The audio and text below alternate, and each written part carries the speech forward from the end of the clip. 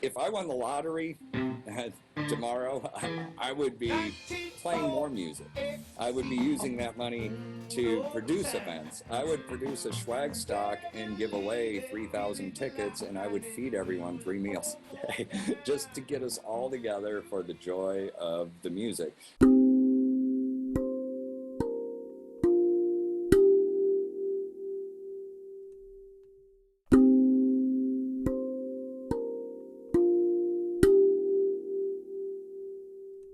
Welcome to the Instrumental Breakthroughs podcast. My name is Daniel Shankin. I'm your host. Instrumental Breakthroughs is a project of Tam Integration. We offer psychedelic integration and preparation coaching virtually all around the world. And Instrumental Breakthroughs is our psychedelic origin stories of your favorite rock and roll superheroes. And before I do introduce my guest, Jimmy, hi. I would like to give a shout out to Deadhead Land. We are co-sponsored by Deadhead Land. You're probably watching us live there. And I'd like to point out that, Brian does awesome work and that Deadhead Land has a Patreon. So if you want to support the fact that he is supporting all of these musicians, he's supporting this show, head over there to the Deadhead Land Patreon. Tam Integration also has a Patreon if you want to support us. So thanks. Those are your commercial messages. On to our guest, Jimmy Tebeau. Thank you so much for being here. Thanks for having me on the show. Good morning. It's morning here in St. Louis. You're in California. I'm in St. Louis, Missouri. Mm-hmm. It's even more morning here. Oh, that's right. You're on the other end. Yeah, that's right. It's like what, 8 or 9 in the morning. Yeah, it's 9 in the morning, and I've been up since about 5:30. Playing with the baby and stuff like that. Wonderful.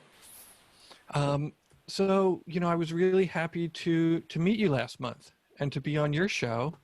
And, we talked about some things, and it seems like you have a rich history of sacramental and spiritual and transformational use of psychedelics. Yes, that's true. Started with touring with the Grateful Dead. And what year did you hop on the bus? I discovered the Grateful Dead in 1989, Alpine Valley, Wisconsin was my first show. And I was hooked. I remember buying a tour shirt on the last day of that 3-day run, and it had the rest of the tour schedule on the back. And I noticed that in 3 weeks after that, the Dead would be playing in Sacramento, California at, Cal Expo. So I was there, and then they were doing the Greek Theater the next weekend, so I just hung out, and before I knew it, in that first year, I racked up like 20 Dead shows, and got seen 77 of them with Jerry Garcia in the band, and then 3 or 4 Jerry Garcia band shows. I got to catch Jerry at the Warfield at one show, made eye contact with Jerry, which I felt... the energy. I felt the energy anyway, but when he made eye contact with me, because I worked up to the about the 3rd row at the Warfield there, because it's like an open floor there. But yeah, doing a lot of psychedelics, from 1989 to 1995, just about every Dead show. And how old were you in '89? Oh gosh, I was born in '67. So I mean, 87. Oh, 22, 23 years old. Right. So it's a good age to start. And I got to be honest, one of the reasons I went to that first Dead show is, I was into concerts at the time anyway. It was more into heavy metal and rock and roll. But a friend of mine's like, "Hey man, I got some extra tickets for the show." And now Wisconsin, that's a good 7-hour drive from St. Louis. So I'm like, do I really want to go this far to see this band? I'm like, well, how much are the tickets? It's like, okay. And then he's like, well, there's 3 nights. I'm like, I don't know if I can afford that or afford the time. And he's like, there's some really good LSD on the lot. I'm like, all right, I'm in. And then of course, I ended up getting dosed and had a great time, been hooked on the Dead ever since.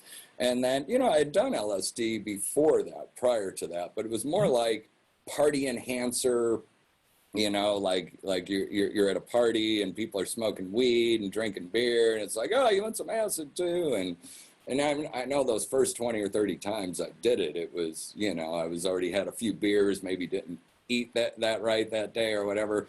But going to these dead shows, it became more of a religious experience and an eye-opening experience. And then that opened me up into these more professional, I don't know if you call them psychedelic warriors or trippers or experienced journeymen, anyway, that I was meeting on the lot and getting different perspectives on the whole experience. And then also weighing, seeing people that were strung out on other drugs and trying to figure out which drugs to avoid and which ones to do.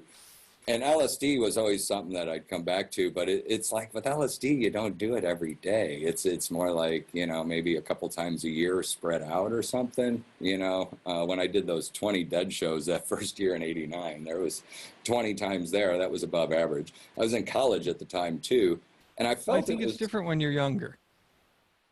I know. I'm 52 years old now, so it's a lot harder, and I rarely do psychedelics these days. I'm lucky to get in once a year or something, then I'm more out for a few days afterwards. But, it's been hundreds of times in my lifetime that I've experienced LSD. And then to get into higher, really good batches of it. When I went to a rainbow gathering one time, there was this guy called the Mad Doser running around, had a big bottle of, not the small Visine bottle, but the bigger dropper bottle. And, and getting puddled was popular at the time more than just a drop or two. It's just like, oh, you want a puddle? Yeah, it's okay. And some of the better stuff is quite amazing as far as cleanliness and that. And I don't know, I can't really say I've ever done bad LSD. You hear the people saying, "Oh, that was cut with rat poison or whatever." It's like, what? Maybe it just wasn't pure LSD you were doing or whatever. And that's funny because sometimes people are like, "Oh, my gut hurt the next day, so it was laced with something." It's like, no, you laughed a lot probably because you were at a party. And you laughed a lot, and also you've been eating processed food your whole life, and you just didn't notice before. That too. So I want to tag back on something you said. I would love for you to maybe elaborate. You used the term eye-opening. Can you give me an example of one of the times that your eye opened? And maybe I'm talking third eye too, the one that's in the middle. Notice that I used the singular when your eye opened.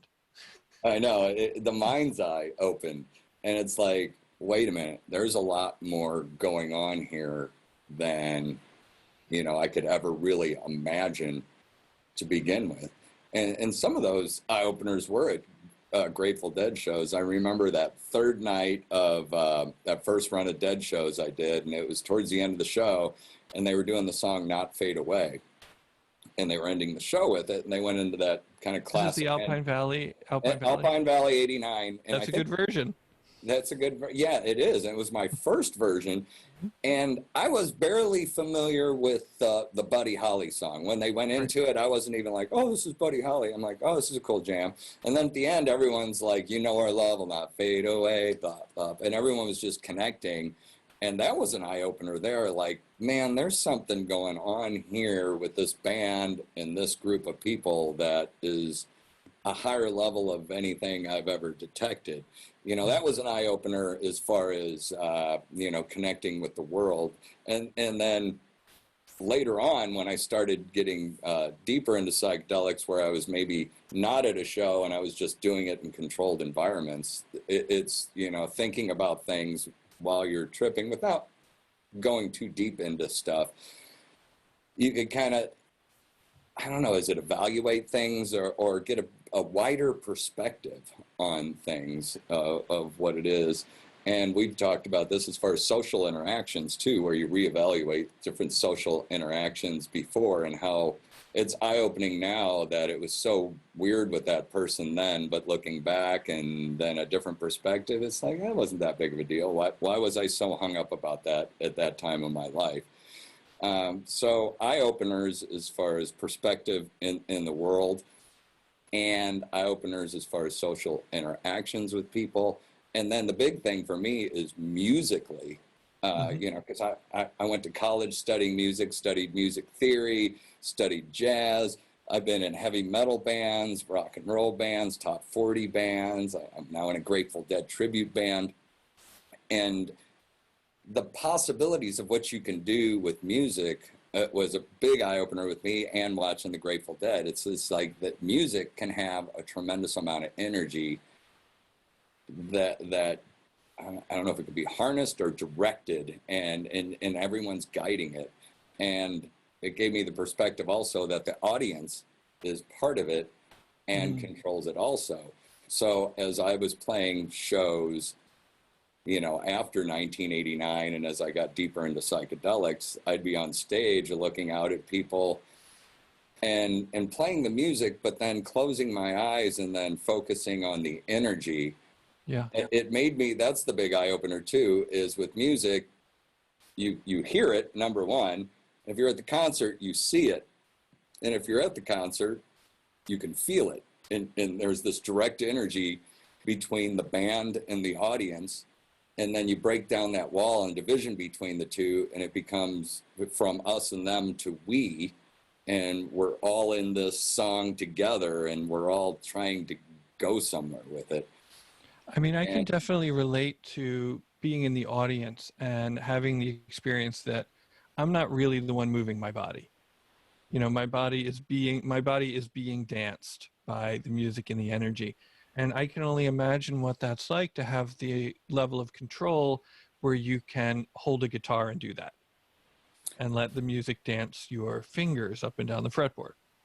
It is. And then to vibe, feeling the other musicians and where we're all going with it, and then exaggerated dynamic range and how loud you get, how quiet you get, and when the whole band does that together. And when like Beethoven and Mozart wrote out their charts, they couldn't record it, so they had to write in the notation, forte here, mezzo forte, or like really loud or kind of loud, or pianissimo, quiet, and it was all choreographed and written out. But then to have the organic music where, how quiet are you going to get at this part, and how are we all going to grow at this part, and the music becomes breathing more, and the audience shapes that too. And we started getting like even audiences to scream in the middle of the song just by doing an exaggerated dynamic drop, where you're at this crazy jam and you're loud, and on a drop of a dime everyone drops from 100% volume to 10%, and then you kind of build back up to the verse or whatever. And it's what I call the musical catharsis, the release, and to be able to shape that and guide it, and then be, the ambassador of it, and to carry it on to other people, and just good feelings. But I love this phrase, musical catharsis. That's a great phrase. I also am aware that listening to bootlegs and recordings of shows, you get the vibe of the night. There's a sense that not just the notes are on the recording, that you're also getting these subtler energies. And so with that in mind, you were saying that, Mozart and Beethoven didn't have recordings. We have nothing but recordings. We have more recordings that we could really ever want to listen to. How do you feel like, bootlegs, either, official or unofficial or soundboard or audience, how do you feel like that has shaped the culture? Well, people can go back and listen to it. With the Grateful Dead stuff, there's always people that are just now catching on. They just turned 18 or 19, and they're like, well, oh, there's Led Zeppelin. Here's the Doors. Here's Jimi Hendrix, and of course all the new music. But when they get to the Dead, it goes deep, and a lot of people discover them because it's on mainstream radio, and you're going to hear the studio version of Uncle John's Band or Truckin'. But then you get into some of the official live releases, and then it if you dig deep enough, you get into all these bootleg recordings, and then all the different flavors. And I believe it people are still digging it, but then people are really hot on what's happening right now. Like when our band goes live on Facebook, we tend to get a bigger reaction than if I post a video from a couple years ago. which that gets reaction too, but it's like, this is live right now. So I think the recorded stuff is still relevant, but people are looking for fresh, and they're looking for fresh takes on the music, if it's the same song, and or just brand new sounds with maybe a recurring theme or something. Right, sort of like what Neil Casal did with Interludes for the Dead. You familiar with that? Yeah, I love that. Yeah, I caught 5 of those 6 shows, you know, when the Dead did their 50th reunion with Trey, and the house music before the show, set break, and after the show was this recording you were talking about. And at all 5 of those shows, I was in an altered state. So I was really listening, because I wasn't doing much on conversation on set break at those shows, except that was awesome, wasn't it? You know, then I'd listen to that. But yeah, and those jams are very organic and fresh, and there's like 7 or 8 hours of it, or more, I think. Yeah, there's a lot of it, and I listened to him on the No Simple Road podcast, who are some of my podcasting heroes. Hey guys, if you're listening. And you know, he was talking about how he wanted it fresh. He wanted to kind of respect the thematic energy, you know, of the Grateful Dead, and yet still have something kind of new and something a little mysterious and mischievous that people would listen to and be like, oh, is that song? Wait, no, it's something else. Yeah, I really enjoyed it, and it was really developing. And from what I remember, it was all instrumental. I don't think there was any voice or lyrics on it. Yeah, but a lot of freeform stuff. And what we've been doing a lot of with our band is kind of making, with some of the compositions, that we say the song is the excuse for the jam, and the jam can go in any direction, any night. And trying to make the jams different every time we play them, and how we go into the jams and how we come out of the jams. And then when you get to drums in space, it's just wide open and whatever. Sometimes combining drums in space to where it's just a really crazy drums in space and all merged together, making crazy sounds. And people are digging it. We've been just streaming live so much as a band. We've been going different themes, like we'll do a blues night. We got a jazz night coming up where we're playing all jazz standards. And we're talking about doing an all improv night coming up, to where there's no structure. It's almost the Miles Davis Bitches Brew kind of approach. And we're here in St. Louis, and Miles Davis being from St. Louis originally, we feel it's almost our duty to keep this blues and jazz tradition going. And everyone in the band has a college degree in music, so we can dissect these tunes, and not just recreating them, but perpetuating them and putting a new twist on it as well. We've been having a lot of fun at our studio here in St. Louis, although gigs are starting to happen in Missouri. We're playing a private party this weekend. We're playing a festival in Arkansas next weekend. And all the campgrounds and state parks have opened this past weekend in Missouri, Arkansas, and the Midwest. Not Illinois, though. Illinois seems to be more of not as much. But it surprised me.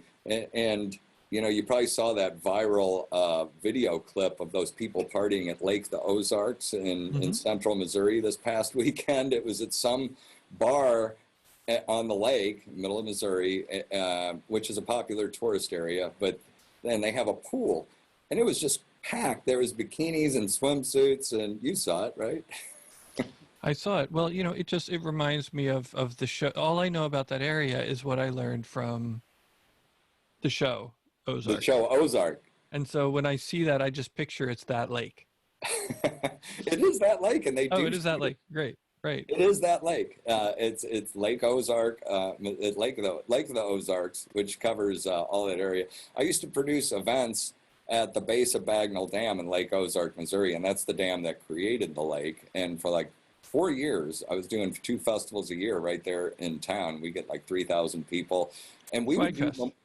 It was Schwag stock, yeah, Schwag stock, which we've done 48 of them, and we're still doing them. We got Schwag stock 49 coming up this summer. the festivals that we're putting on this summer are some of the only ones still standing. And it's mainly because we're very grassroots, and we're not mega festivals. We're not 20,000 people, although we have hit 7,000 people on a number of these over the years. But these days we're looking at, anywhere from 1,000 to 2,000 people, which is more manageable. And then you put them on 800 acres and spread them all out. It's not too bad. There was a lot of campgrounds in Missouri and Arkansas this past weekend that had over 1,000 people on them. And a number of those were state parks and, the commercial floating operations. And the video clip that came out from Lake the Ozarks, that was just one clip. There happened to be a CBS affiliate there or something, and he pulled out his phone and sent it into his producer, and then it hit the Associated Press, and boom, it went viral. But I think there's, that's not the only thing that was happening this weekend. And not that, I don't think that club even got a ticket or got shut down or anything. Of course, those people should have been practicing safe social distancing, because they were right on each other. There was too many people in that swimming pool, and they could have spread them out a little bit. But since I've worked there at Lake the Ozarks, I know on Memorial Day weekend, it's crazy, and it's hard just to get all these people, food and booze, and these places are trying to make money, and they've got plenty of staff, but then, you're overloaded with people, and do you turn people away, and what can you do?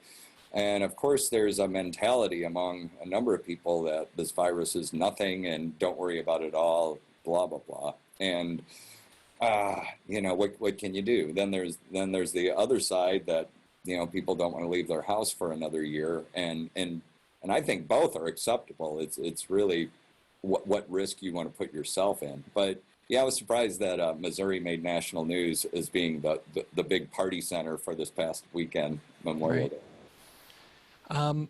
So do you want to talk about your history with Schwag and the lake and the land and the property and all that kind of stuff? We can, and this kind of ties into the band. We just had a movie release this past weekend. We officially released a movie called Not Dead, Just Grateful, which was actually filmed in 2006 and 2007 when we were doing these, we were still doing Schwag stocks, but it was at a big era of time, and there was a filmmaker that followed the band around, actually moved to Camp Zoe. And I should back up a little bit. For those that don't know, I'm in a band called the Schwag, and we've been playing for 29 years. We played over 3,000 shows. We're a tribute to the Grateful Dead. We're based out of St. Louis, Missouri. I'm the founding member and the only original member still standing. I do a lot of the singing. I do the booking of the shows, and marketing director, and the band members help too, but I'm the driving ship, and we do have a booking agency, and they help a lot. It's kind of grown over the years. But back in the early Jerry died in '95, and we had been doing it for a number of years at that point, and we thought when Jerry died that the demand for our service of playing Grateful Dead music was going to fall off, and we were going to have to learn some other songs, which was fine because we had done top 40 and heavy metal up to that point. But instead, the demand went up, so we started getting more and more gig offers, and we even had a CD of original material we put out, and we also had a jazz quartet, and it's like whatever band is going to get the most gigs, and whatever gigs are the most fun. And we found playing the Grateful Dead music was so free, and the audience was so fun, that we just kept booking these shows. But then by 1998, we thought we would do a thing where we would play at a campground and see if people would drive out of the city to see us. Because at that point, we were just doing nightclubs and theaters. And I think what actually started it is my mom called me, and she lived in Paris, Missouri, and she was on the city council or something. They were going to do this Old Threshers Festival on the county fairgrounds, and they needed some entertainment. So my mom got my band the gig, but they said people could camp on site. And this was about a 2-hour drive from St. Louis. So this was before the internet, but we had a mailing list. So we put out a postcard, hey, here's our upcoming gigs and this little Threshers Festival. If you come up to it, you can pitch a tent. And lo and behold, like 300 people from St. Louis drove up to see us at this festival. Off of postcards that you sent. Postcards. Postcards we sent out in the mail just with directions. And we didn't even say, camp out, come on. We're like, hey, we're playing at this nightclub in this city, this nightclub in this city. And oh, here's this little festival thing. And we're like, and at that time we were drawing 100 to 200 people at these nightclubs and small little theaters and that, and private parties and weddings. And we're like, 300 people. So like a month later, I rented a campground in Columbia, Missouri, and called it Schwag stock. You know, like, hey, it's a festival. And we had 1 month to promote it. So I sent out another round of mailers, which at the time there was 1,200 people on our mailing list.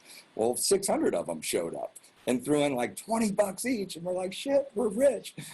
Even though we spent most of the money on, you know, lighting and stage productions, we blew it up from right off the bat because, you know, the Grateful Dead were always known for their big over-the-top productions. So we pretty much spent all the money on the PA system and light show, but we had a great weekend, and it was fine. And at that time, a lot of us had day gigs, so whatever. But we're like, we're on to something. So by 2000, the year 2000, we were doing like 4 Schwag stocks a season at 2 different venues, and we were hitting numbers at that time of 4,000 plus people.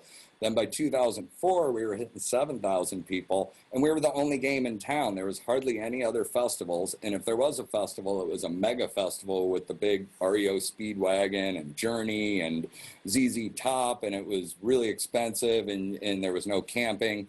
So we were the only ones doing that type of thing at the time. So by default, we've got a huge following. Then by the end of 2003, we were drawing all these people. So 2004, we're like, why don't we, instead of renting these campgrounds, which most of the campgrounds we would rent, we'd give them like 10 or 20 bucks a ticket. So some of these campgrounds were pulling 80 grand out of our gate just for the weekend. And we're like, 80 grand, that's like a land payment for a year just from one event. So I went out, stuck my neck out, bought 330 acres down in Salem, Missouri, southern central Missouri, and it had 1.5 miles of a spring-fed river running through it. Wonderful beaches, bluffs, and it was a former commercial campground known as Camp Zoe. And it had been not a commercial campground for like 10 or 12 years. It was actually, ironically, like a church camp, a failed church camp for the previous 3 or 4 years. So I bought it in like, it was March of that year, and by Memorial Day weekend, we had 4,000 people there. And we didn't expect that many because it was a new place. We were moving from the old place, which was a really nice commercial campground. You know, we were doing 2 a year at Bagnell Dam at Lake Ozarks there, and we were doing 2 a year in Leesburg, Missouri, at one of the biggest, nicest commercial campgrounds in all of Missouri. It's called Ozark Outdoors, and it's also a part of Bass River Resort, and the Bass brothers own that. That's a big dynasty. And so here we are moving to this smaller campground. It's not as popular, and people were kind of upset at first, but then they fell in love with Camp Zoe because we customized the place for the events. And then within a year or two, we were hitting numbers of 7,000 people. I was hiring George Clinton and Parliament Funkadelic to open for us. Then in 2007, Madison House got involved with us, managed the property for a year. Now, Madison House is the company that manages and books String Cheese Incident, Bass Nectar, Michael Fronte, and they were also the company that helped produce these 50th anniversary shows with the Grateful Dead. And so we were affiliated with them. We had 3 nights of String Cheese play on our property. They did a big summer classic there. They brought out Del McCurry, Los Lobos, even like Bass Nectar, Infected Mushroom. Bass Nectar's played in my backyard twice. You know, I've been on stage with him. And now he's huge. You know, at the time he was a new artist. But the whole Camp Zoe thing lasted 2004 through 2010. And we were doing, you know, it was my backyard. We're bringing in that last year. We brought in $1.7 million in gross revenue from ticket sales and ancillary sales from whatever. We had a general store, we had a bar, we had a liquor license. But then the federal government started watching us, and for some reason which I know later, I'll get to that, but they started an investigation on the property. And for 4 years, they would send undercovers in there trying to make drug buys. Well, after 4 years, they ended up doing some small buys from pretty much the same four guys. But in 2010, 2 days after our last event, which we did a Halloween event that year. It was like at the end of October in 2010. Well, I should back up a little bit. Not only am I in the Schwag for 29 years, for 4 years, I was a full-time member of JGB, Jerry Garcia Band, featuring Melvin Seals, based out of San Francisco. So I would do about 70 to 80 shows a year with Melvin Seals and JGB, and then I would also do 70 or 80 shows a year with the Schwag. And through that era, I would hire Melvin for a number of those gigs where he would be a member of the Schwag, and I'd write him a check, and he'd come down and he'd be in the Schwag. Because the Schwag has always ended up being kind of this never-ending cast of musical characters that come through, although some members have stayed. Like the drummer has been in the group 9 years, but he's still somewhat considered the new guy by some people. So where was I going with all this? Okay, so anyway, in 2010, we did this last event of the season, and right after the show, I got shuttled up to the airport, jumped on an airplane, and flew to California on that Sunday and played a gig, actually in California with JGB. It was the Los Tortugas Music Festival. It was kind of the Halloween event. I think it ultimately turned into Hangtown or whatever. But and I remember that we played right after Yonder Mountain String Band, and we went on about 3 a.m.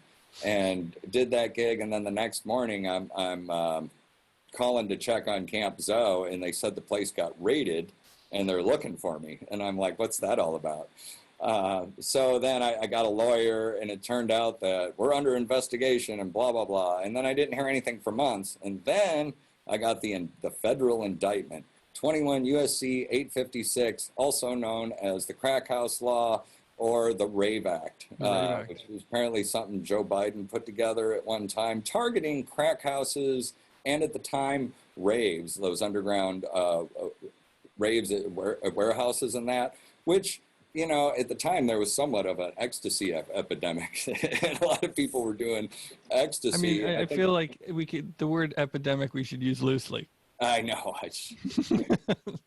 Well, that's the way it was. Like, there's something crazy going on. We got to make a new law. It's so I got indicted, and then ultimately, I took a plea deal, because had I challenged them, the odds are in their favor. I studied this. When a person gets a federal indictment, there's a 98.9% chance that you're gonna get convicted. If there's a federal indictment, you've heard people say like, "Oh, don't make a federal case out of this." It's because that's really serious. And they made a federal case out of me, and I hired one of the best attorneys in town. In fact, that guy is now the federal prosecuting attorney. Here it is years later, or no, he became the federal prosecuting attorney. Now he's a federal judge. So, and this guy was an adjunct law professor at Washington University. So I hired the biggest law firm in town, and they fought for about a year. And then it came down to, look, basically, they want your property. It's coming back to that 330 acres. They want your property, and they want you to do a little bit of time. And he's like, you can go to trial. It'll cost you another 50 grand in legal fees. It'll stretch out another year and a half. You're most likely going to lose. And when you lose, you're going to get an 8-year prison sentence. And that's kind of the guidelines. They're like, or you can take this plea deal. And the plea deal was do 36 months, and I sign over the property. He kept saying, they keep wanting the property. They keep wanting the property. They want the property for some reason. And I'm like, okay. And so go ahead. Well, I'm just thinking that it was probably the largest piece of property in America, acreage-wise, that they could snag under the Rave Act. That's exactly. Like if there had been somebody who had 350, they would have gone after them. Well, it gets a little better than that. Okay. I was really confused by the whole thing, because what they were trying to say is that it was an open drug market down there and there was crazy stuff going on. Of course, there were a lot of people smoking weed. If this were now, it wouldn't have been that big of a deal. Most of the people were smoking weed. There were some people doing psychedelics, not the greatest mass of them, you know, because that's, let's face it, we're talking about psychedelics. It's not for everybody, and most people don't do it, or they've done it once, and it's not like, oh, I'm going to a festival, I'm going to trip. So a small percentage of people were tripping, and sure, you'd get those random dudes doing some blow or something, but it was not a cocaine scene, it wasn't a heroin scene. Sure, it was a deadhead scene, and you know what that brings in. So it's weird that over 4 years they came and they gave me the evidence, and they pretty much followed the same 3 or 4 young guys around that were the guys running around with the baskets of mushroom chocolates and the Rice Krispie treats and that. And out of those 4 guys, they only indicted one, and he ended up doing like a 12-month sentence. And he's approached, I never even knew him. I never knew any of these guys. I had no reason to be connected with low-level or any level drug dealers. We were bringing in $1 million+ a year. You know, it's like, why do I need to make $20 on somebody selling a mushroom chocolate or something? So they were trying to tie me to these drug sales. But after 4 years, they didn't come up with much. And I'm like, we can win this in court. But it's like, look, you look funny, and they just want you, blah, blah, blah. So take this plea deal. I took the plea deal. I actually served about a year in federal prison in Yankton, South Dakota. It was a prison camp. I could tell you endless stories about that experience in itself, but not to get off focus here. So, well, the thing that I'd be curious about the prison camp in South Dakota are the other people who are there for nonviolent drug offenses.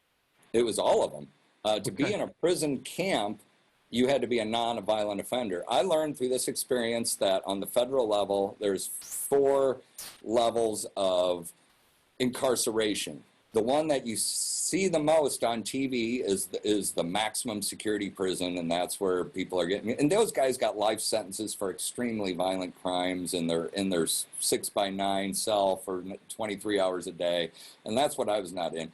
Down from maximum security is medium security, which is not as bad as maximum, and then there's low security, which is still pretty bad. And when you get in there, you got to hook up with your own race and blah blah blah. But then the prison camp is, you know, you've heard some people call it club fed, where like this prison I was in was an old college campus in the middle of the town in Yankton, South Dakota. There were no walls, there were no fences.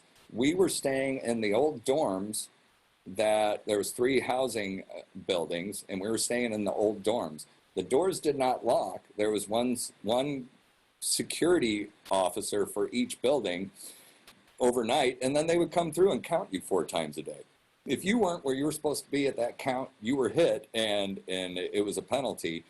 And then at the place I was at, if you got in a fight at all, boom, you were thrown into whatever, you know, I forgot what it's called, the hole or whatever. But then you were moved up to a low security prison. And the guys I was in there with, some of them had 20-year sentences, and they started in maximum security prison and worked their way down. And by their last 3 or 4 years, they were well behaved enough that they got to do their last 4 years in a camp. And they were telling me nightmare stories about, you know, the low, medium, and maximum, and that how nice it is, and blah blah blah. It wasn't as, you know, I don't want to paint the picture that it was a beautiful experience, because you were in prison. It was all guys. It was interesting to go from building to building. You literally had to walk across public streets. So there'd be kids riding their bikes by, moms pushing their babies in you know, their little buggies down the street, and there's like 50 of us walking by, and we're all in military uniforms. And I was in there with some interesting people. The engineer that created the Chevy Volt, the Asian guy, I forgot his name, but he was in there, and they accused him of selling trade secrets to China. And of course he denied it, and he got a 36-month sentence. And I was in there with the director of the movie Die Hard and Hunt for Red October. He got caught up in some sort of Hollywood scandal you can read about it. I forget his name, but he some Hollywood scandal where he lied to officials, kind of like Martha Stewart. He didn't do anything wrong, but when they asked him about a certain private investigator and do I know anything about these clients, and he was like, no, I don't. Where he did, they gave him 12 months for that. There, I tended to hang out in the library, which there was kind of a well. First of all, I got a job in the music department. They had a music department. I couldn't believe this. What was your job at the music department? When I got there, I was hoping there'd be a guitar or something I could play, one room or one guitar. And I get there, and within hours of getting there, they're like, oh, you're a musician? You need to go check out the rec center. So I went over, and it was a big gymnasium. And in the back corner, there was a door, and you go in, and there was multiple rooms, and the one room had 30 guitars lined up on the wall, bass guitars. Now, they weren't the nicest guitars, and most of them were beat up and old. But then they had PA systems and not the greatest stuff. But when I walked in, they're like, okay, you want a job? Because you had to get a job while you were in there. And I'm like, can I work here? And they're like, well, what's your experience? And they're like, oh, you're probably overqualified. We'd love to have you. So right off the bat, I'm working in the music department 6 hours a day. So I'm playing guitar. I'm teaching. I'm in. There's 3 different bands I'm in. The one band I was in, we were called the Fed Heads, and we played a lot of Grateful Dead. And another band I was in, which was a band of hooligans playing heavy metal, and I was playing guitar in that one. Actually, we were doing Metallica. The name of that band was the Contraband, because you didn't want to get caught with contraband in prison because you'd get hit. And it's funny, at the peak of that band's run, 2 of the guys got caught with like tobacco and something else, so the band had to break up because contraband. The guys got caught with contraband. It reminds me a little bit of the end of the Blues Brothers. Yeah, it was because we didn't do Jailhouse Rock. That would have been funny though. And I remember, what's that? The musical equipment. Now, do you think that was? And this is me on a tangent. Do you feel like that was maybe confiscated under laws like the Rave Act? No, I looked into that. I'm like, where did this equipment come and who bought this? Now, apparently in the prison system, there's kind of a turnover of administration people and, guards and stuff. Some hang around for 3 or 4 years. Some are there for 10 years. But some of these people couldn't remember who before ordered what or how long it's been there. But they have a budget. And I went through, and a lot of the equipment was being ran improperly, or they were overloading it, or they weren't quite putting it together right. So I evaluated all the equipment. They let me do that. They're like, you know how to run this stuff? So I went through all the equipment, figured out what was broke and couldn't be repaired, figured out what needed to be repaired, and if we can get it repaired, or to repair, take parts off one thing. And so I got some PA systems going, started organizing shows in there in the gymnasium for the other guys. And but the equipment, they actually have a budget.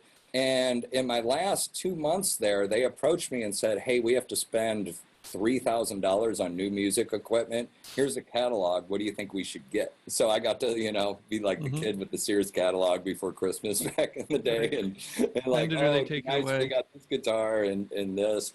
And that was for the next year. I wasn't even going to be there to enjoy any of it, but they knew that I probably knew what I was talking about because, the people that work there looked me up and, I've got a strong social media presence and videos and stuff, and they could tell that I've done a lot. Prison was a horrible experience. But anyway, during prison, what I wanted to say was this property. I'm like, well, what happened to my property? I don't have it anymore. And lo and behold, it got developed into Missouri's new premier state park, and they put $62 million into this property and built a huge lodge, cabins, put in paved roads.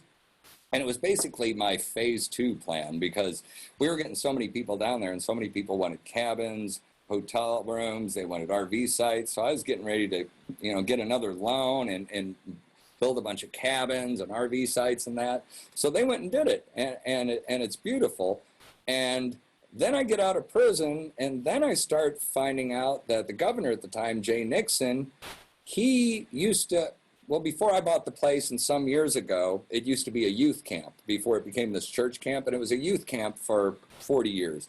It turns out that the governor went there as a kid, and his mom was a counselor, And the same governor was hot to create like 7 new state parks in Missouri that year, which a number of people thought it was ambitious.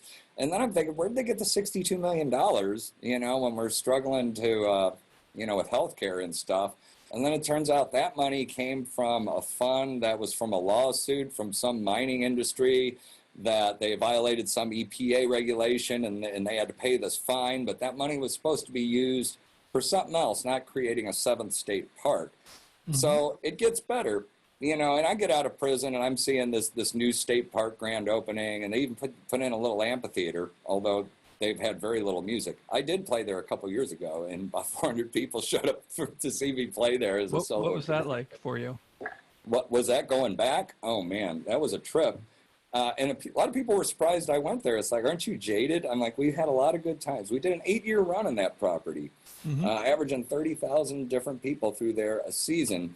And it's like, the people running it now aren't the ones that booted me. In fact, some of them, their relatives were working for me down there, at Camp Zoo. So I popped in there one day just to drive around and see. And then I just walked into the main office just to, what was the worst thing they could do is kick me out, then I'd laugh about it and post on Facebook. But I walked in, they're like, Jimmy, what's up? I'm like, can I play music on that stage? Is that weird? They're like, man, if you want to, whatever you want to do, man. And they even said, well, we usually charge $500 to rent the stage, but they never asked me for any money. But we did go back there. But I was surprised that it turned into a state park. Then a turn of events, this Jay Nixon governor wasn't governor anymore. The new governor came in and said, why did we build 7 new state parks in the past year? So actually, I think 3 of the properties were undeveloped, and they just bought like a lot of land and they were going to develop them, because Missouri has a ton of state parks, and I don't know if all of them fill up, although they probably were this past weekend. But so the new governor sold like 3 of the 7 properties, and then one of the parks was named the J. Nixon State Park, and that got changed. And then I was like, ooh, there's hope. Maybe I'll get some retribution or something. But then that you're going to buy one of the state parks back again? I don't know. It was just hopeful thinking. It was going to go nowhere. But, I was like, oh, wow, okay. It's, We're starting a GoFundMe. We're going to start a GoFundMe right now to buy you a state park. That's funny. Boy, we'd have some fun. But yeah, and then that governor got caught up in a sex scandal and he got ousted. So now we're like a few governors since then. And this new governor is all hot to, open up everything and that. But I did go down to the property, and but that also comes to me telling everyone about this movie premiere. In 2006, 2007, this film crew came in and moved on the property. Film crew, it was 2 guys. And they lived on the property, shot a lot of scenes there, and they created a movie. And they released it in 2007. It was in the St. Louis Film Festival at the Tivoli Theater. It got great reviews, and we all saw it. But that was 2007. How many people had internet then, and how many people were in the internet then? And was YouTube even a thing then? I don't know. So as far as we knew, okay, the movie's out. We all saw it. Great. And then that guy, that movie, it was so good, it ended up like leading him to a series of jobs. That ended up being his resume. And I ran into the guy last year at Powell Hall at a Bela Fleck show, and he's like, hey, remember the movie? I'm like, yeah, that was great. He's like, well, I just found a digital version of it, and we should put it on YouTube. And apparently the movie was on a hard drive on a computer that fried, and he just let it sit for 13 years, and now he figured out how to pull it off that dead hard drive, and he did. Tweaked a little bit, brought me the movie, and we premiered it on Facebook this past Saturday. It's about 80 minutes of a little bit of history of my band, the Schwag, and a lot of great scenes and clips from Camp Zoo. And in that era, we went through the end of 2010, and it was, he finished shooting in early 2007, so he didn't get any of like when the string cheese incident was there. But there's a lot of the peak of Schwag stocks when we just had, when we do a Memorial Day weekend event, people would start rolling in on Wednesday. On Thursday night, we'd have 2,000 to 3,000 people there, peak around 7,000 on Saturday, and then we'd still play on Sunday to about 3,000 people. Just us, this little old Grateful Dead tribute band from St. Louis. And I was always surprised that that many people would come out. But I would go out of my way to hire some of the best players. And that's when I started getting into hire.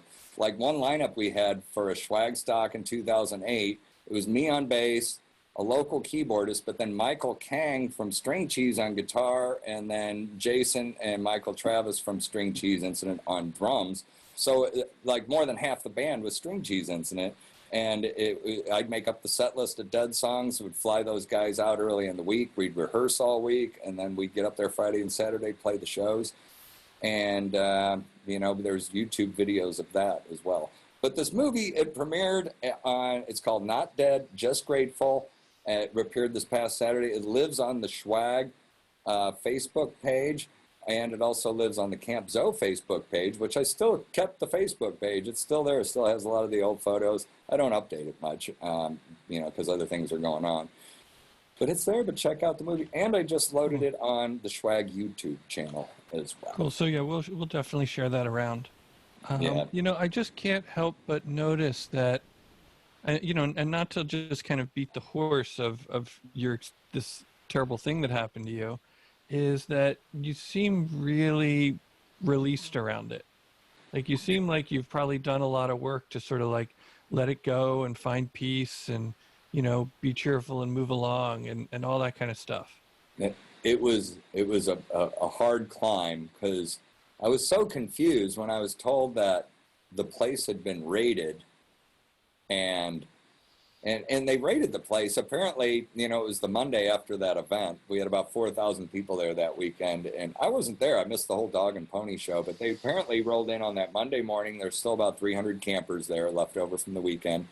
But apparently it was the, FBI rolling in with their big, mobile unit RVs and DEA and state police and sheriff's department. Apparently there was like 80 or 90 of them. I saw a few photos, and they were all really surprised I wasn't there.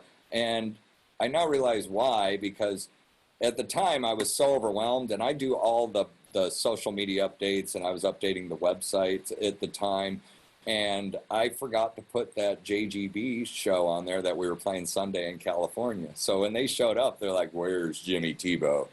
And they're like, "He's in California." And they're like, "No, where is he at?" And they're like, "He's playing a show with JGB." Look on their, on our website, it wasn't there. But they were just, that time they didn't have an indictment. What they did is they were just grabbing people, loading them, trying to, get people to, tell them what's really going on down there. And people are like, it's just music. There's no big thing.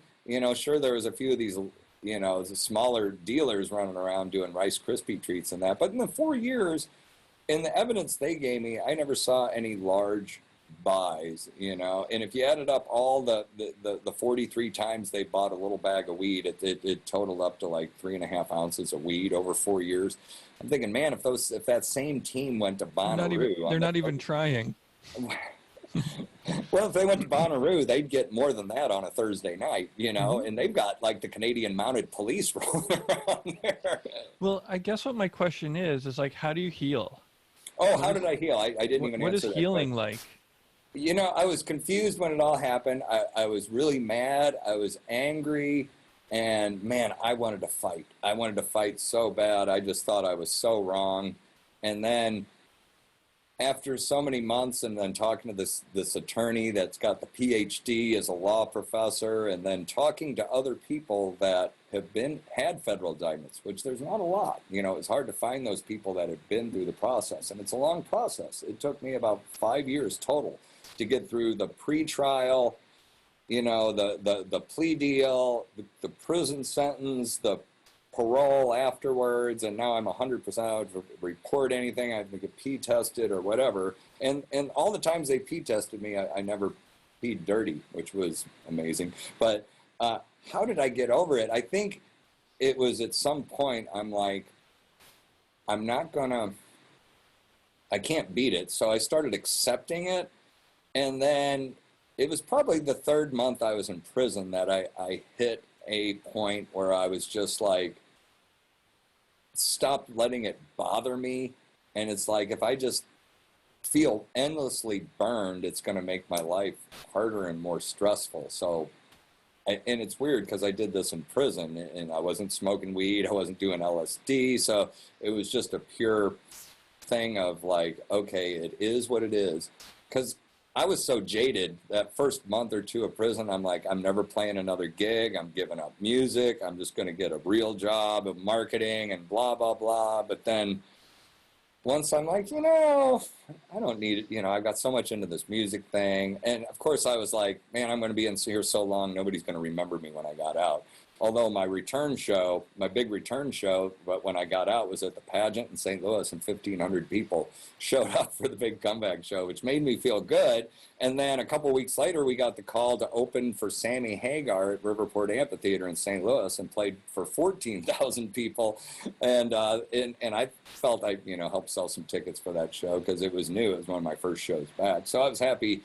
And that helped me get over it too, because it's like, all right, I did the time, I took the plea, the property's gone, and what else really made me feel bad was all the press was on my side, and anyone that would come up to me was like, dude, you got screwed. And I'd even have extreme conservatives come up and go, I don't know if I agree what you were doing down there, but what they did to you was wrong, because it's like, oh, there's drug sales, so we're taking the land. It's like, well, you can go to any event. If you try hard enough for 4 years, you're going to, and you keep asking enough people, you're probably going to find it.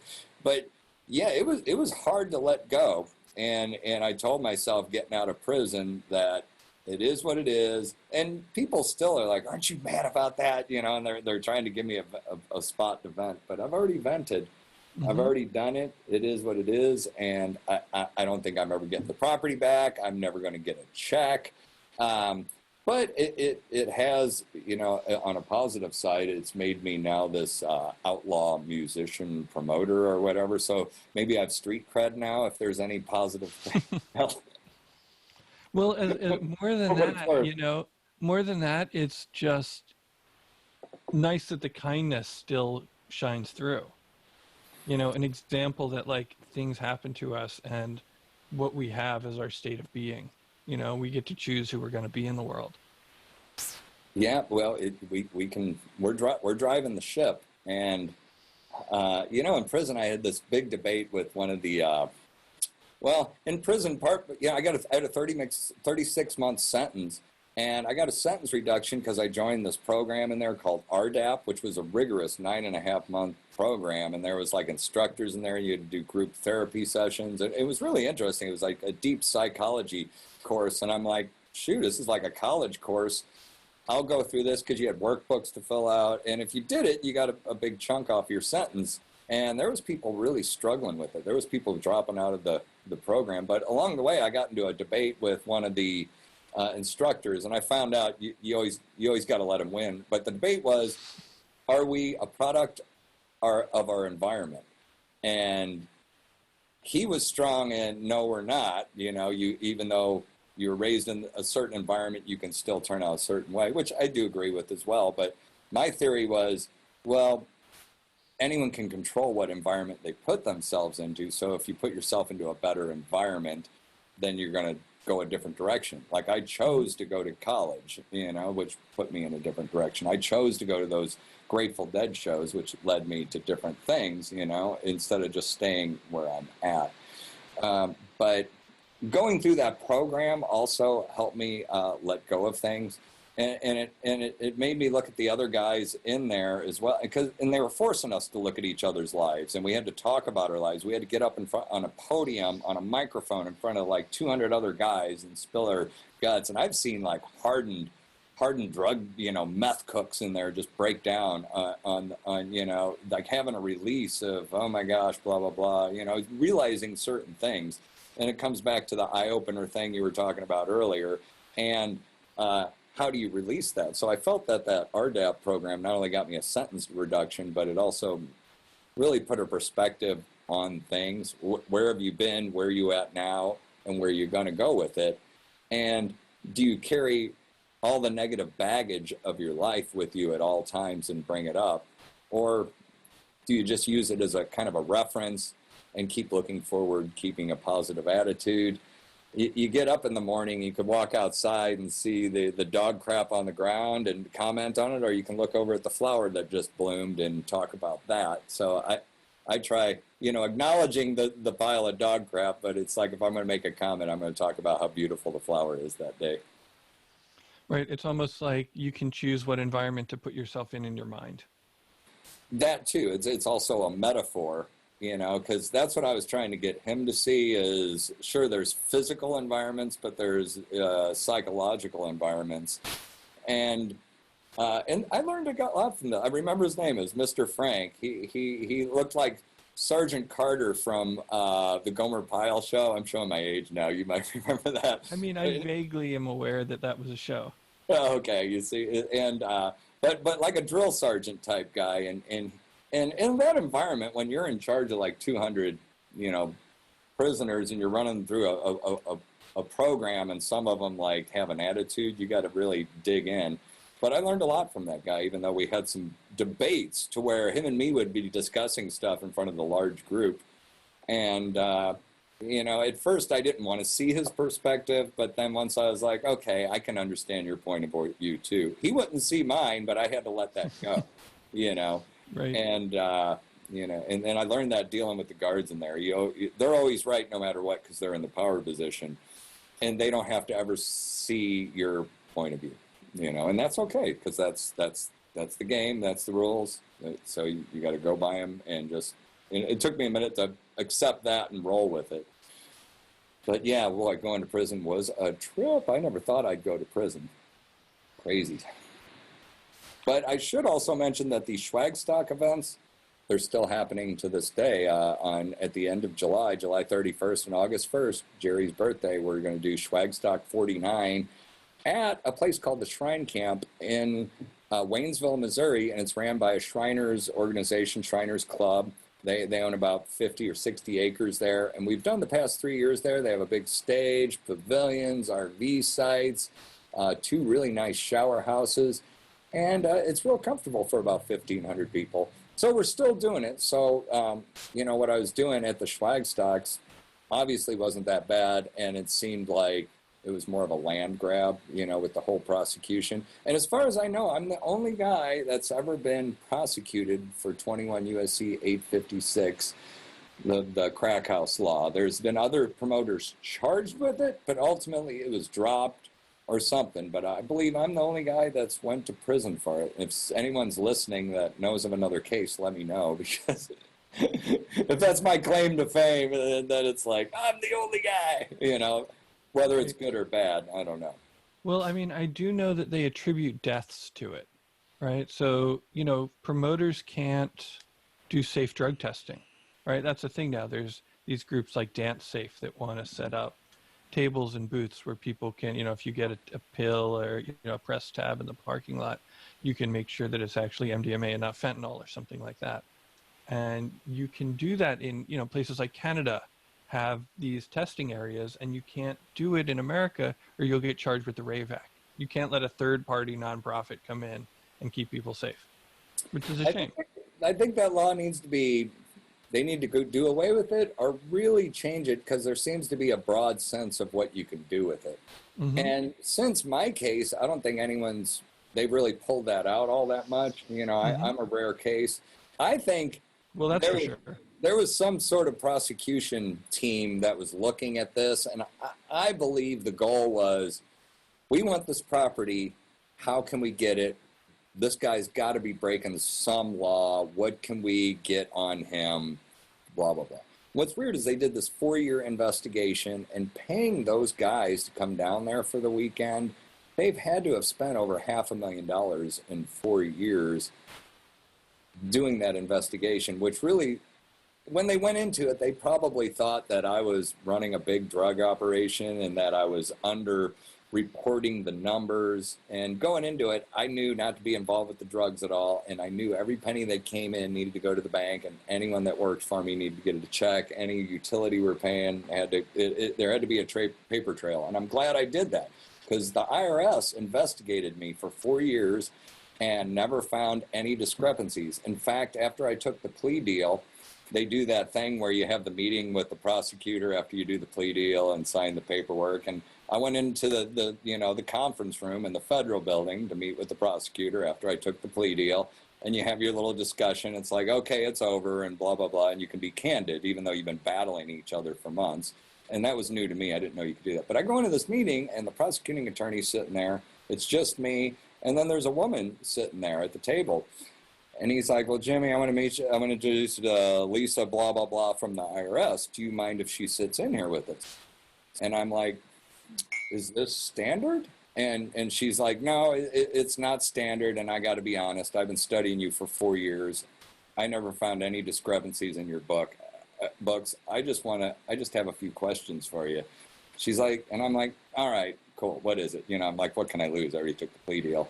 And she's like, why did you do it? It's like, we really went into this thinking you were tucking away millions of dollars from drug sales and that. We never really found that. We found these small guys, blah, blah, blah.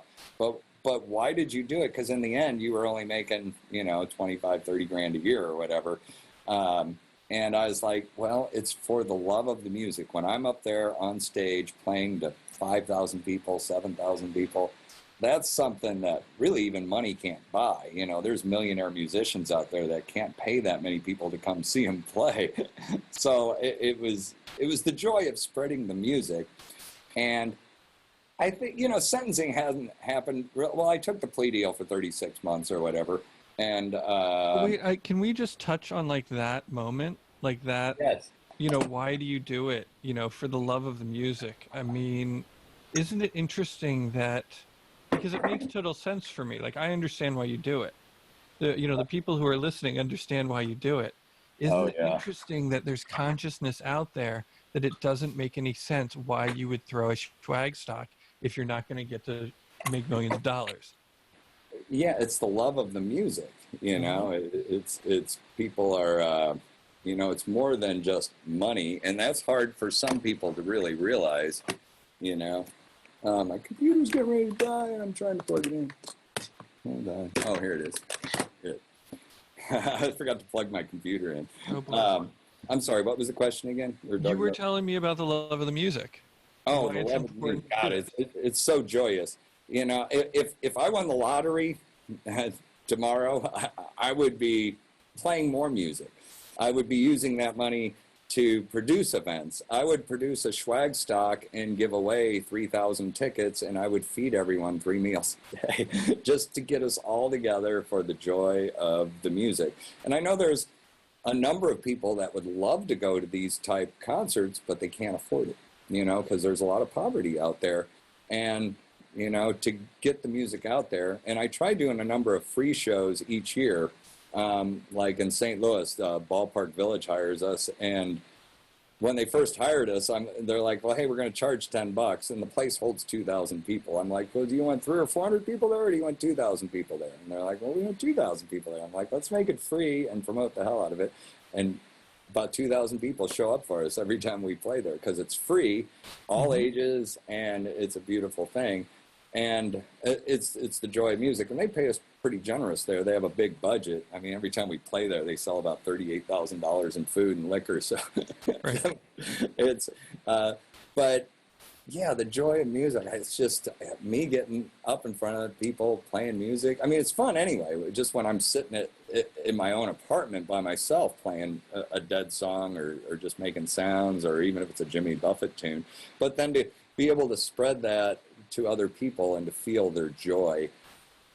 Even when we do these live streams, we could feel the energy, which I didn't think so. We've been live streaming our shows for the past 3 or 4 years, but only recently in the past 2 months have we been doing these in-studio live streams. And the energy there it's different, but there's still a certain energy to going live. In fact, we're going to go live a little bit later today.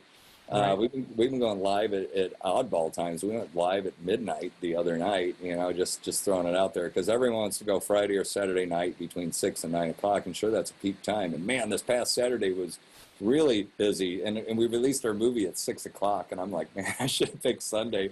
But nonetheless, the movie's already got about 10,000 views, and it's still riding out. Remind everybody what it's called again. The movie, yeah, check out our new movie, our new old movie. It's called Not Dead, Just Grateful, and it's about the history of my band, the Schwag, and a lot about Camp Zoe, the place that I owned for 8 years. We were throwing Schwag stock festivals there, and it's a lot of eye candy. You know, it's from an interesting perspective, and these guys put a lot of work into the video editing. So there's a lot of trippy stuff, real cool production, behind the scenes stuff, a lot of interviews with the band members, and a lot of fans that were just hanging out. And they asked fans the questions of, what do you get out of this? You come to Schwag Stock, what is it? You know, of course, you know, a lot of the answers is music, but then it gets into stuff that we're talking about, like right. The community aspect of it. Because really, the Schwag was only playing 3 hours out of 24 hours each day. So what's going on the other 21 hours? And sure, we had other bands and workshops and swimming and strangers stopping strangers just to shake their hand.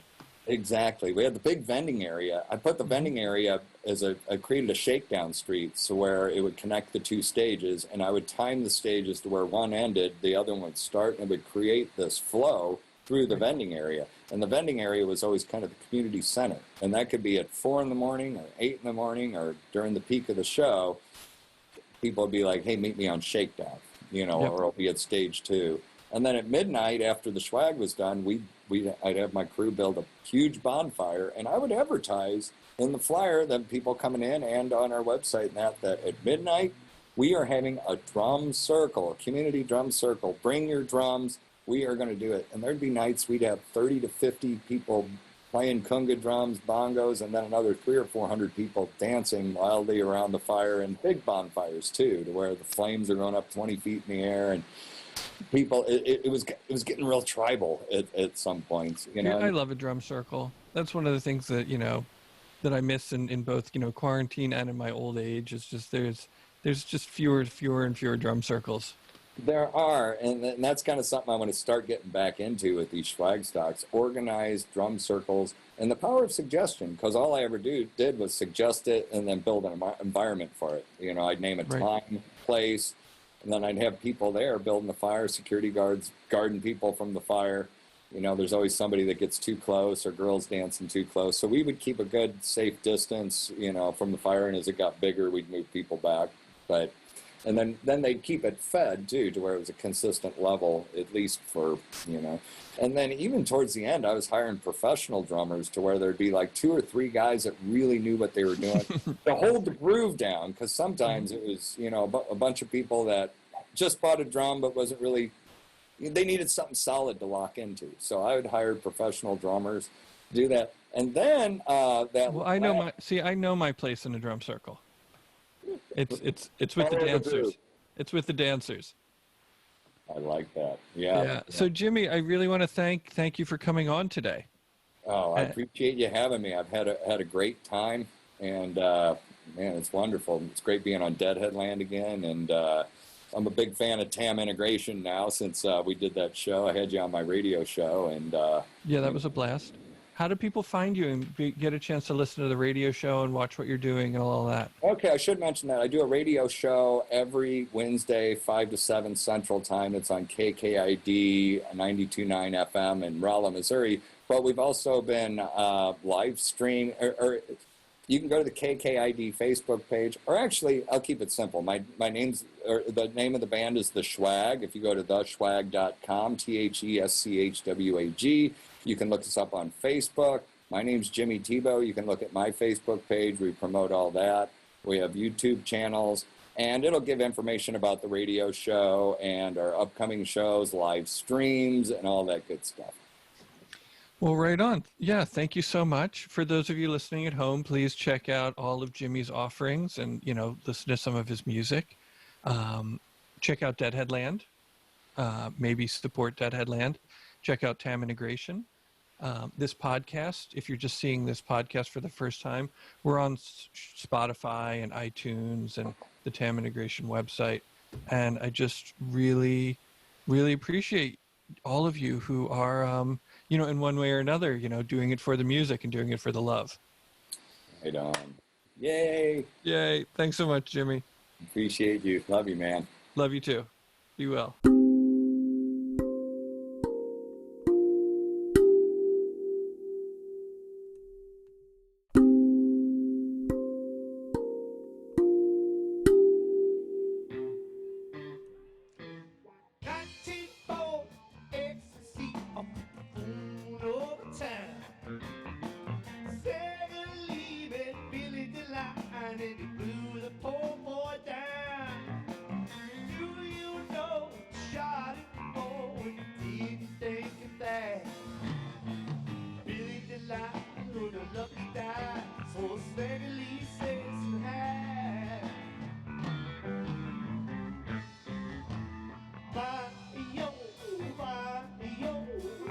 how could this be?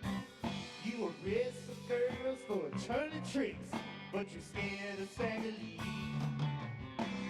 Stagger Lee is a madman, he shot my Billy D. I'll buy your go get him.